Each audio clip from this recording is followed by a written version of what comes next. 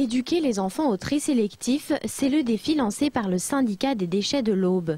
9 classes de CM1 et CM2 du département ont imaginé une histoire autour du recyclage. Nous sollicitons donc les écoles du département afin qu'elles participent à un concours. Donc les écoles qui veulent bien s'inscrire travaillent à ce concours une bonne partie de l'année. Alors, ce n'est pas chaque année la même chose, mais cette année, ça s'appelait La poubelle jaune raconte. Donc, il s'agissait de faire un conte illustré.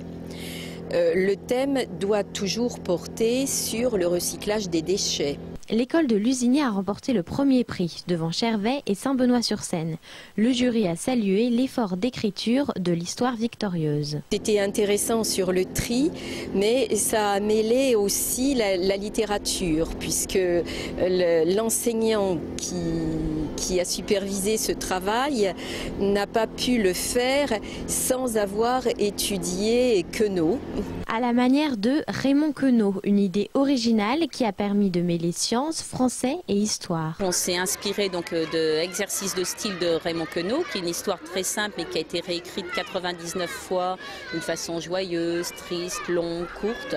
Donc nous on a inventé une histoire de base sur les déchets mais extrêmement simple, et cette histoire on l'a fait voyager de différentes façons dans les comportements des enfants, donc l'enfant qui agit correctement, l'enfant qui au contraire ne fait que des sottises avec ses déchets.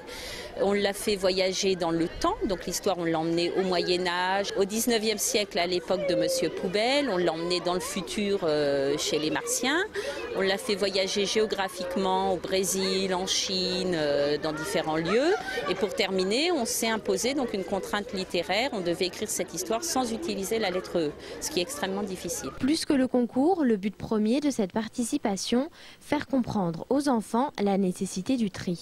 On se rend compte que dans les familles, dans les petits villages ruraux, c'est encore rarement pratiqué, et donc l'intérêt était de former les enfants mais également d'être un vecteur au niveau des familles. Cette année, les gagnants ont remporté un ordinateur portable et une imprimante, de quoi motiver de nouveaux participants. L'année prochaine, les élèves devront créer un jeu sur le thème des déchets.